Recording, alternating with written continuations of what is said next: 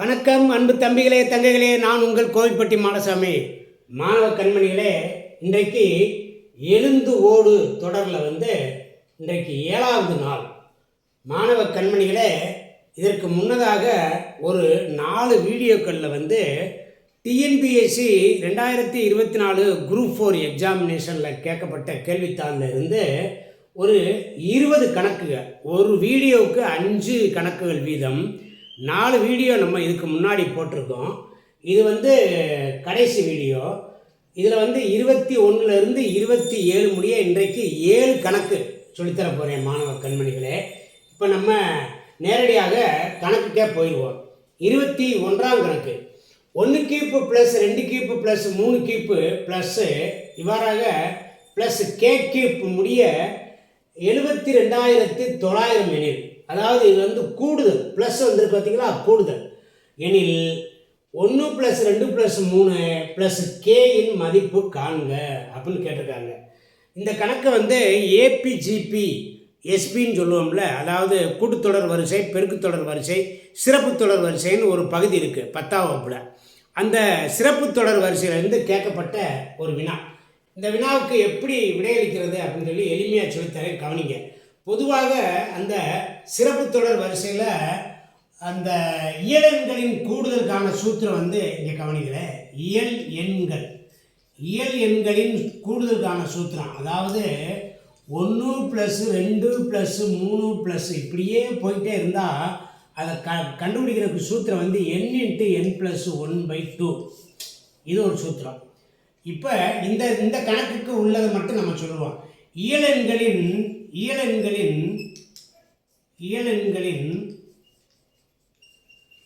கணங்களின் கூடுதல், கணங்கள்னா 1 கீப்பு 2 கீப்பு இந்த மாதிரி வர்றது.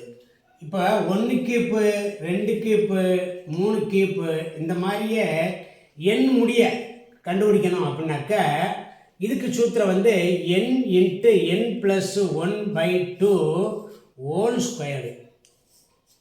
இந்த 2 சூத்திரம் நமக்கு தெரியணும் மாணவ கண்மணிகளே. இப்போ கவனிங்க, இங்கே பாருங்க, இந்த எண்ணுங்கிறதுக்கு பதிலாக இங்கே கே கொடுத்துருக்கு. 1 + 2 + 3 ப்ளஸ் இப்படியே கே கீப் வரைக்கும் கண்டுபிடிக்கணும் அப்படின்னாக்கா இங்கே பாருங்க, கே × k + 1/2 ஹோல் ஸ்கொயர்டு. இதுதான் இதனுடைய சூத்திரம். ஓகேங்களா? அப்போ இது எல்லாமே இந்த இதை முடித்தா எவ்வளவு அப்படின்னாக்கா 72,900. ஓகேவா? நமக்கு தேவை இதை கொடுத்துட்டு என்ன கேட்டிருக்காங்கன்னா 1 + 2 + 3 இருக்கு பார்த்தீங்களா, இதை கேட்டிருக்காங்க. இதுக்கு என்னன்னாக்க k × k + 1/2 இதுதான் கேட்டிருக்காங்க. இப்போ கவனிங்க மாணவ கண்மணிகளே, இந்த சூத்திரத்துக்கும் என்ன வித்தியாசம் இருக்குது? இந்த சூத்திரத்தில் எல்லாம் செஞ்சு முடித்ததை அப்படியே ஸ்கொயர் பண்ணியிருக்கு, அவ்வளோதானே. அப்போ இந்த 1 + 2 + 3 கே முடிய கேட்டிருக்காங்க அப்படின்னாக்கா நமக்கு இந்த சூத்திரத்துக்குரிய விட வேணும். அப்படின்னா இதை என்ன செய்யணும், இந்த நம்பரை இந்த 72,900 ஸ்கொயர் ரூட்டுக்கு மாற்றணும், அவ்வளோதான். இதுதான் நம்ம விடை காணும் வழி. இப்போ 72,900க்கு ஸ்கொயர் ரூட்டு வர்க்கமூலம் கண்டுபிடிக்கணும். 72,900க்கு வர்க்கமூலம் கண்டுபிடிச்சிங்க அப்படின்னாக்கா 270 மாணவ கண்மணிகளே. இப்போ 270 பெருக்கி பாருங்களேன். 270 இந்த 2 0 அப்படியே இந்த பக்கம் போட்டுக்குருவோம். 7 49 மிச்சம் 4, 7 14 18, 7 14 மிச்சம் 1, 2 4 1 5 கூட்டினீங்க அப்படின்னாக்கா 9 8 4 12 மிச்சம் 1 7. 72,900 வந்துருச்சுங்களா? ஒன்றும் இல்லை. இப்போ இங்கே பாருங்கள், ஒரு வர்க்கமூலம் எடுக்கும்போது 2 0 இருந்துச்சுன்னா அந்த 2 0வை மறைச்சிக்கிட்டு விட்டுற வேண்டியது. அந்த 2 0 பேராக 1 0 போடணும். நமக்கு 729 வர்க்கமூலம் 27 அப்படின்னு தெரியும். இந்த இதுக்கு விடை 270. 270 எங்கே இருக்குது? சீல் இருக்குது. ஒன்றும் கிடையாது மாணவ கண்மணி. இந்த கணக்கில் என்ன கேட்டிருக்காங்க அப்படின்னா, இந்த நம்பர் கொடுத்துருக்காங்கல்ல, இந்த கே கியூப்போட வேல்யூ கூடுதல் வேல்யூ 72,900. கேயோட வேல்யூ என்ன அப்படின்னாக்கா இந்த நம்பருக்கு வர்க்கமூலம் கண்டுபிடிக்கணும், அவ்வளோதான். வேறு ஒன்றும் கிடையாது. வர்க்கமூலம் கண்டுபிடிச்சோம்னா 270 வரும். 72,900க்கு வர்க்கமூலம் 270. ரொம்ப சிம்பிள் கணக்கு. ஒரு செகண்டில் நான் உங்களுக்கு விளக்கமாக சொல்லிக் கொடுக்குறதுக்காக நேரம் கடத்திட்டு இருந்தேன். ஒரு செகண்டில் போட்டலாம் மாணவ கண்மணிகளே. நல்லா ப்ராக்டிஸ் பண்ணிக்கோங்க. கவனிங்க, 22வது கணக்கு. 2 3 5 9 x 33 y என்ற தொடரில் x + yயின் மதிப்பு காண்க. இது ஒரு தொடர் வரிசை. தொடர் வரிசையில் வந்து இந்த தொடரில் எக்ஸோட மதிப்பு கண்டுபிடிக்கணும், ஒய்யோட மதிப்பு கண்டுபிடிக்கணும், ரெண்டையும் கூட்டணும். இது வந்து ரீசனிங் டாப்பிக்கில் இருந்து வந்திருக்கு. ரீசனிங் அப்படின்னாக்க எண் தொடர். ரீசனிங் காரணவியல் அப்படின்னு சொல்லுவோம். எண் தொடர் வரிசையில், எண் தொடர் அப்படிங்கிற வரிசையில் இது வந்து கேட்கப்பட்டிருக்கு. ஓகே, இப்போ வந்து இதுக்கு விடை கண்டுபிடிப்போம். இப்போ பாருங்கள், 2 3 5 9 x 33 y இப்படி இருக்குது. இப்படியே போகுது இந்த தொடர். இப்போ பாருங்கள், நல்லா கவனிங்க. பொதுவாக ஒரு எண் தொடர் இந்த மாதிரி ஏதோ ஒரு சூத்திரத்தை வச்சு போய்கிட்டு இருக்கோம். அது என்ன அப்படின்னு சொல்லி கண்டுபிடிக்கணும். இப்போ கவனிங்க, இந்த 2 அப்படிங்கிறது வந்து இது கூட 1 கூட்டியிருக்கு. 2 கூட 1 கூட்டப்பட்டிருக்கு. 1 கூட்டியிருக்கு. கூட்டினா 2 1 3, ரைட்டுங்களா? இப்போ 3க்கும் இருக்கு. இந்த பாருங்கள், இது வந்து 2 கூட 1 கூட்டியிருக்கு. 3 கூட 2 கூட்டியிருக்கு. 3 கூட 2 கூட்டியிருக்கு 5. சரியா போச்சுங்களா? இந்த 5 கூட 4 இது கூட கூட்டிட்டாங்க, ப்ளஸ் 4 கூட்டிட்டாங்க. இப்போ அதுக்கு அடுத்த நம்பரு 8 கூட்டணும். 8 கூட்டணும். இதுக்கு அடுத்த நம்பரு 16 கூட்டணும். இதுக்கு அடுத்த நம்பரு 32 கூட்டணும். இப்படியே போயிட்டுருக்கு. நல்லா கவனிச்சிங்களா? இது எப்படி போகுது அப்படின்னாக்க 2 power 1 2 squared 2 cube 2 power 4 2 power 5 இப்படி கூட்டிகிட்டு போகுது. நல்லா கவனிங்க, மறுபடியும் சொல்கிறேன். முதல் 2வது நம்பர்லேருந்து 1 கூட்டியிருக்காங்க. 1 கூட 1 கூட்டினா 2 2 2 கூட 2 கட்டினா 4 4 கூட 4 கூட்டினா 8 8 கூட 8 கூட்டினா 16 16 கூட 16 கூட்டினா 32. இந்த மாதிரி போகுது. இப்போ கவனிங்க, நம்ம எக்ஸை கண்டுபிடிக்க போகிறோம். 9 கூட என்ன கூட்டணும்? 9 கூட 8 கூட்டணும். 9 கூட 8 கூட்டினா 17. இருக்காங்க, இந்த 9 கூட இந்த 8 கூட்டுக்காங்க 17. 17 கூட ஒரு 16 கூட்டினோம்னா 33 வந்துருச்சா? அந்த வாங்க 17 கூட 16 கூட்டினா 33 வந்துருச்சு. இப்போ இந்த 33 கூட 32 கூட்டணும். 33 32 எவ்வளவு? 33 32 5 65. இங்கே எவ்வளோ வருது? இது வந்து ஒய்யோட மதிப்பு வந்து எவ்வளோ வருது? 65. இப்போ கவனிங்க, எக்ஸோட மதிப்பு 17. எக்ஸ் வந்து 17, ஒய் வந்துட்டு 65. என்ன கேட்டிருக்கு? X plus Y. எக்ஸையும் ஒய்யையும் கூட்ட சொல்லியிருக்கு. இப்போ 17ஐயும் 65ஐயும் கூட்டிட வேண்டியது. 5 7 12க்கு 2 மிச்சம் 1 7 1 8 82 விடை. அவ்வளோதான். 82 எங்கே இருக்குது ஆன்சரு? டியில் இருக்குது ஆன்சர். கரெக்ட். மறுபடியும் சொல்கிறேன், கவனிங்க. 2 கூட 1 கூட்டியிருக்கு, கூட்டினா 3. 3 கூட 2 கூட்டியிருக்கு, கூட்டினா 5. 5 கூட 4 கூட்டியிருக்கு. அதுக்கடுத்த வர நம்பர் கூட 4 4 8 8 கூட்டியிருக்கு. 8 8 16 கூட்டியிருக்கு. 16 16 32 கூட்டியிருக்கு. ரொம்ப ஈஸியான ஒரு தொடர், ரொம்ப ஈஸி கணக்கு. இப்படி தான் போடணும் மாணவ கண்மணிகளை. நல்லா கவனிச்சுக்கோங்க. விடை வந்து 82. கவனிங்க, 23ஆம் கணக்கு. ஏ ஜற்று பி ஒய் சி எக்ஸ் இவ்வாறாக ஒய் பி ஜற்று ஏ என்றவாறு எழுதும்போது ஆங்கில உயிரெழுத்துக்கு இடதுபுறம் அருகில் வரக்கூடிய உயிரெழுத்து அல்லாத எழுத்துக்கள் எத்தனை? ரொம்ப கொஸ்டினை படிக்கும்போதே ஒரு மாதிரி மயக்கம் கறக்கமாக வருது மாணவ கண்மணிகளே. ரொம்ப ஈஸியான கணக்கு. எப்படி செய்கிறது அப்படின்னு சொல்லித்தரேன். கவனிங்க. இப்போ இந்த கணக்கு வந்து ரீசனிங் பகுதியில் காரணவியல் அதில் ஆல்பபெட் அப்படின்னு சொல்லி ஒரு சாப்டர் இருக்குது. ஆல்பபெட்டிக்கல் அப்படின்னாக்க இந்த ஏபிசிடி அப்படிங்கிறது. இப்போ இதை எப்படி செய்கிறதுன்னு ரொம்ப எளிமையாக சொல்லித்தரேன். கவனிங்க. முதல்ல இங்கே பாருங்கள், ஏ இருக்குது, அடுத்து ஜற்று இருக்குது. ஏக்கு அடுத்து கடைசி எழுத்து ஜற்று, பிக்கு அடுத்து கடைசி எழுத்துலேருந்து 2வது எழுத்து, சிக்கு அடுத்து கடைசி எழுத்துலேருந்து 3வது எழுத்து எக்ஸ். இந்த மாதிரி போயிட்டு இருக்கு.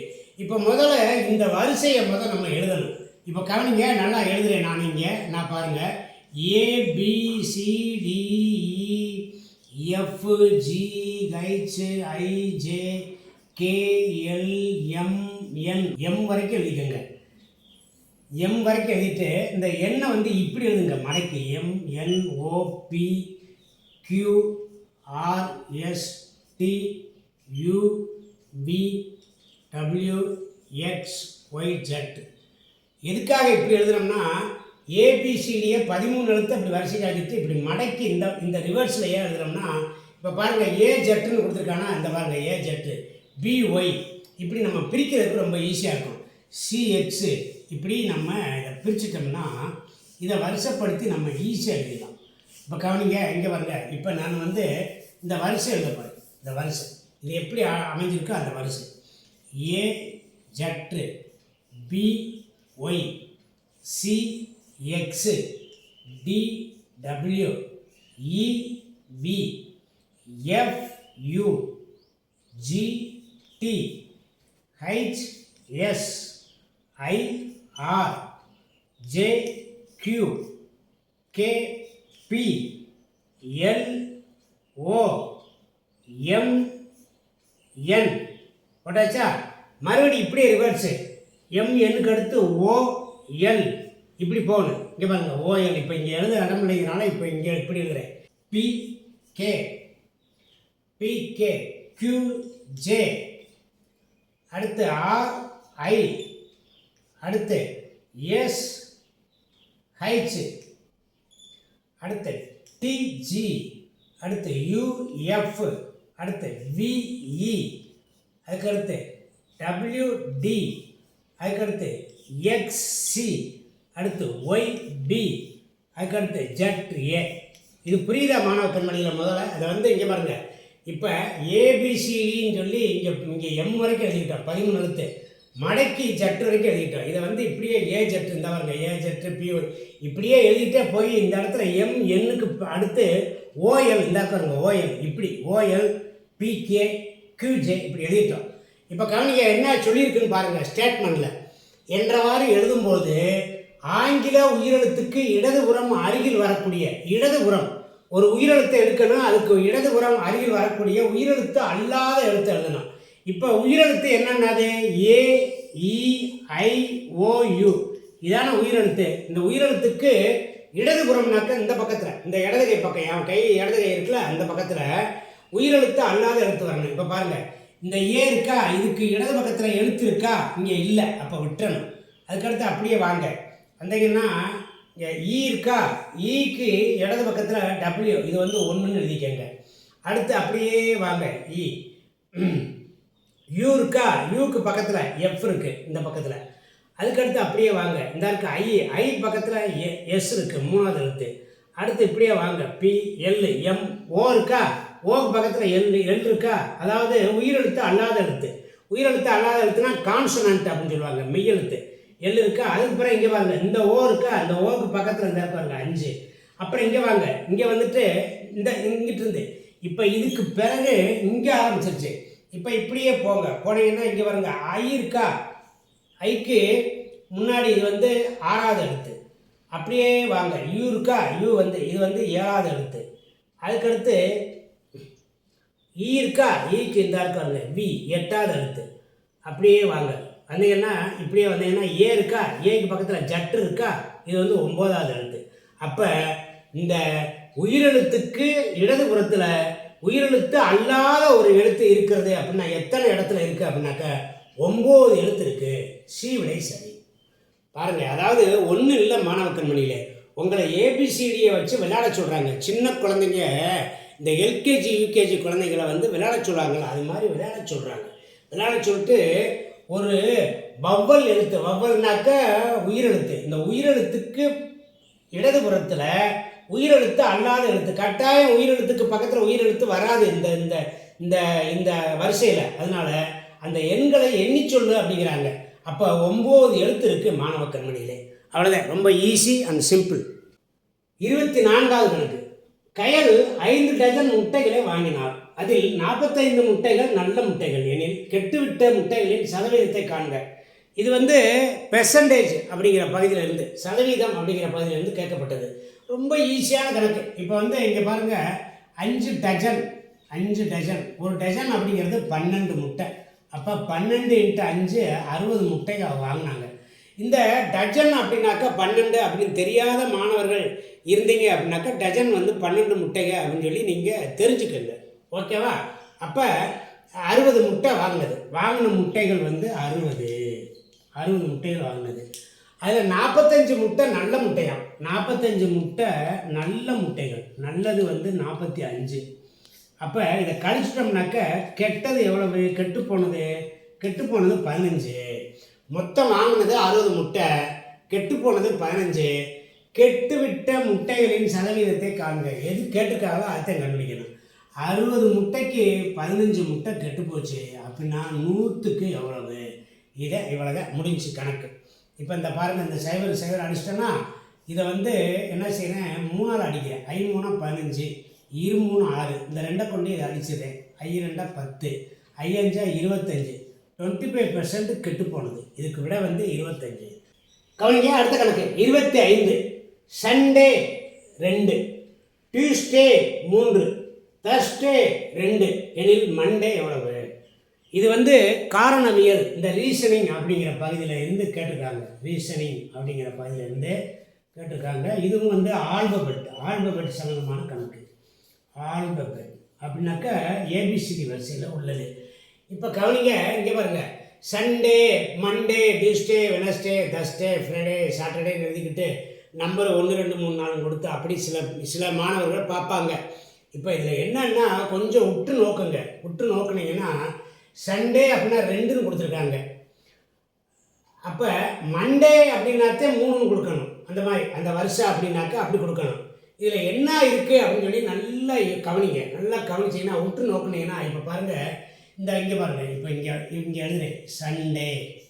இந்த சண்டே அப்படிங்கிறதுல இந்த AEIOU இருக்குது பார்த்தீங்களா, வவல்ஸு, அதாவது உயிரெழுத்துக்கள் எத்தனை இருக்குன்னு பாருங்களேன். இந்த U வந்து ஒரு உயிரெழுத்து, A வந்து ஒரு உயிரெழுத்து. இதில் 2 உயிரெழுத்து இருக்குது. அப்புறம் பாருங்கள், டியூஸ்டே இதில் வந்து பாருங்கள், இந்த U அப்படிங்கிறது ஒரு உயிரெழுத்து, E அப்படிங்கிறது உயிரெழுத்து, ஏங்கிறது உயிரெழுத்து. 3 உயிரெழுத்து இருக்குது. அடுத்து தர்ஸ்டே இதில் பாருங்கள், U அப்படிங்கிறது ஏங்கிறது 2 உயிரெழுத்து இருக்குது.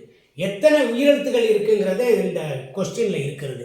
அப்போ மண்டே அப்படின்னா எத்தனை உயிரெழுத்து இருக்குது? O ஒன்று இருக்குது, A ஒன்று இருக்குது, 2 உயிரெழுத்து இருக்குது. அப்போ பி விடை சரி. ரொம்ப ஈஸியான கணக்கு. கவனிங்க, 26ஆவது கணக்கு. அசல் தொகை ரூபாய் 10,000 ஆனது 15% ஆண்டு வட்டியில் 3 ஆண்டுகளுக்கு தரும் கூட்டு வட்டிக்கும் தனி வட்டிக்கும் இடையான வித்தியாசம் காண்க.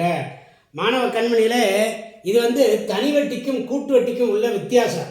இதை வந்து இந்த கணக்கை ஒரு 2 3 வகையில் போடலாம். நம்ம அருண் அகாடமி ஸ்டூடெண்ட்ஸுக்கு வந்து நான் சொல்லித்தர்ற மெத்தடு இந்த மெத்தடு. இதை நல்லா கவனிச்சுக்கோங்க.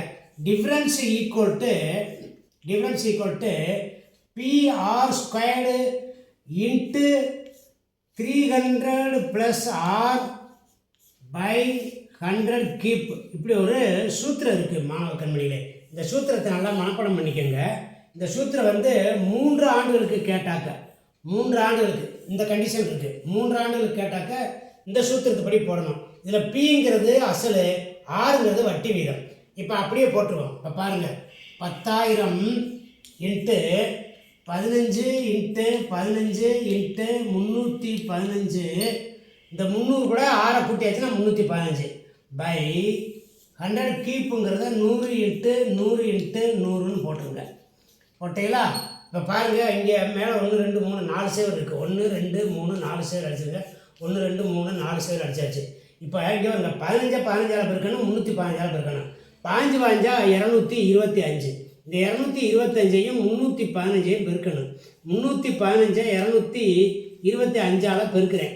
5 75, 5 3 15, 2 30, 2 3 6, இங்கே ஒரு 630 கூட்டினோம்னா 5 7 8 6 3 9 10 சேவர் மிச்சம் 1 7 708 75. இங்கே பாருங்கள், 708 75. கீழே ஒரு 100 இருக்கா, 100 இருக்கிறதுனால இங்கே ஒரு புள்ளி வச்சுருக்கேன், 2 புள்ளி. அப்போ ரூபாய் 708 75. எந்த விட கரெக்டு? இந்த சி விடை சரி. ரொம்ப ஈஸி. என்ன செய்கிறோம், இந்த 10,000 மேலே போடுறோம், கீழே வந்து 100 × 100 × 100 இருக்குது. இந்த 4 சேருக்கு 4 சேர் அடிச்சிடும். 15 பெருக்கி 315 பெருக்கினீங்கன்னாக்கா வித்தியாசமே நேரம் வந்துடும். அவ்வளோதான் மாணவ கண்மணிகளே. 708 ரூபா 75 பைசா தான் இதுக்கான விடை. சி விடை சரி. கவனிங்க, 27வது கணக்கு. ஒருவர் 2000 ரூபாயை 6% தனி வட்டிக்கு கடனாக வாங்குகிறார். ஒரு ஆண்டு முடிவில் 1000ஐ திரும்ப செலுத்துகிறார் எனில் அவர் அக்கடனை 2ஆம் ஆண்டு முடிவில் முடிக்க எவ்வளவு தொகை செலுத்த வேண்டும்? இது தனி வட்டி கணக்கு மாணவ கண்மணிகளே. இப்போ கவனிங்க, தனிவட்டி கண்டுபிடிக்க எஸ்ஐ, அதாவது வட்டி கண்டுபிடிக்க PNR/100 இது நமக்கு தெரியும். இப்போ அசல் 2000 ரூபா, அசல் 2000 ரூபா. என்ன சொல்கிறாங்க, 6% வட்டி வீதத்தில் ஓராண்டு முடிவில் 1000 ரூபா திரும்ப செலுத்துறாரு. அப்போ ஒரு வருஷத்துக்கு நம்ம வட்டி கண்டுபிடிப்போம். ஒரு வருஷத்துக்கு வட்டி எவ்வளவு? 6×12 ரூபாய் 120 ரூபா. இப்போ ஒரு வருஷத்தில் அவர் இந்த 2000 ரூபாயும் அதற்கான வட்டி 120 ரூபா வட்டி ஏறி போய் கிடக்கு. இப்போ என்ன செய்கிறாரு, ஒரு ஆண்டு முடிஞ்ச உடனே அந்த அசல் ரூபாய் 2000 இருக்குல்ல, அசல் 2000, அந்த அசல் 2000த்தில் 1000 ரூபாய் மட்டும் செலுத்துறாரு. 1000 ரூபாய் செலுத்தினா அசல் 1000 ரூபாயாக மாறிடுச்சு 2வது வருஷத்தில். ஆனால் அந்த வட்டி இருக்கு அந்த 120 ரூபா, அது அப்படியே இருக்குது. அந்த வட்டி 120 ரூபா திரும்ப தரல. அவர் கடனை 2ஆம் ஆண்டு முடிவில் முடிக்கிறதுக்கு அப்படின்னாக்க இந்த 2வது வருஷத்தில் மறுபடியும் 6% வட்டி, சதவீதம் பார்த்தா 100ஆல் வகுக்கணும். இப்போ இதுக்கு எவ்வளோ ரூபான்னா 60 ரூபாய் 60. ஆக இவர் 2000 ரூபா வாங்கிட்டு முதல் வருஷம் முடிஞ்சோடனே 1000 ரூபாய் திரும்ப செலுத்திடுறாரு. அதில் வட்டி மட்டும் இங்கே பாருங்கள், வட்டி மட்டும் ரூபாய் 120 இருக்குது முதல் வருஷத்தில். 2வது வருஷத்தில் 1000 ரூபாய்க்கு வட்டி 60 ரூபா. அப்போ 60 120 எவ்வளோ ஆச்சு? ரூபாய் 180. முதல் வருஷத்தில் 1000 ரூபாய் திரும்ப கொடுத்துட்றாரு. அவர் வாங்கினது 2000 ரூபா, 1000 ரூபாய் திரும்ப கொடுக்குறாரு. மீதம் ஒரு 1000 ரூபா அவர் திரும்ப தர வேண்டி இருக்குது. அந்த 1000 ரூபாய் கூட இந்த வட்டி 2 வருஷத்துக்கு வட்டி, முதல் வருஷத்துக்கு 120, 2வது வருஷத்துக்கு ஒரு 60, இதை சேர்த்தோம் அப்படின்னாக்க 1180 ரூபா அவர் கொடுத்தாருன்னா அவருடைய கடன் முடிஞ்சிடும். அப்போ பி விடை சரி, 1180 பி விடை சரி. மாணவ கண்மணிகளே, நம்ம இது வரைக்கும் TNPSC குரூப் 4 2024 ஒரிஜினல் கொஸ்டின் பேப்பரில் கேட்ட 27 கணக்கையும் பார்த்துட்டோம். இப்போ இதில் இந்த கணக்கு எந்தெந்த பகுதியிலிருந்து எத்தனை கணக்கு கேட்டிருக்காங்க அப்படிங்கிற ஒரு சின்ன அனலைசிஸ் பார்த்துருவோம் மாணவ கண்மணிகளே. ஒரு நிமிடம். மாணவ கண்மணிகளே கவனிங்க, TNPSC குரூப் 4 2024 கேட்கப்பட்ட ஒரிஜினல் வினாத்தாளில் மேத்ஸ் கொஸ்டின் அனலைசிஸ் இப்போ பார்த்துருவோம்.